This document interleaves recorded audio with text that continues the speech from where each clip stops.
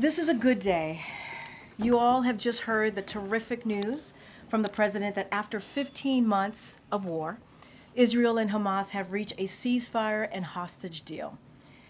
This deal will halt the fighting in Gaza, surge much-needed humanitarian assistance to Palestinian civilians who have been living in dire conditions, and it will reunite the hostages, including Americans, with their families after more than 15 months in captivity, experiencing unimaginable suffering.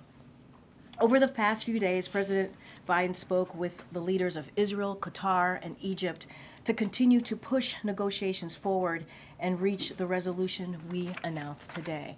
President Biden has also directed his team to work closely with the incoming administration to ensure all spoke with one voice on the need to secure a deal.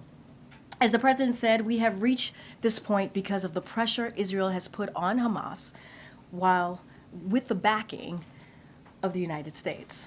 So do Donald Trump and his team deserve any credit for this? I mean, look, everyone is going to want some credit. Everybody's going to want some credit. Get that?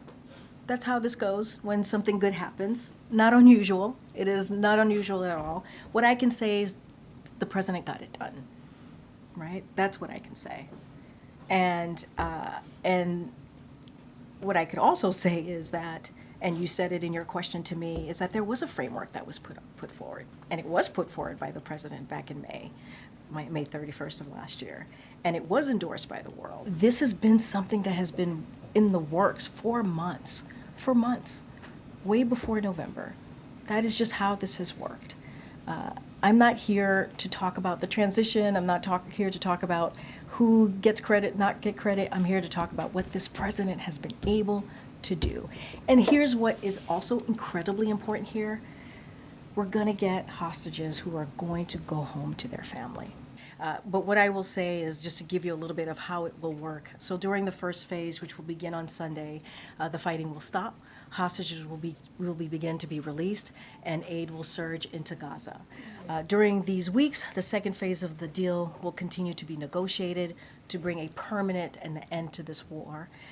If negotiations take longer than 6 weeks, the ceasefire will continue to hold as long as negotiations continue. This deal was developed by the president and his team. We understand this is going to be implemented by the next team, as I just stated. We are going to work closely in close coordination with the Trump team.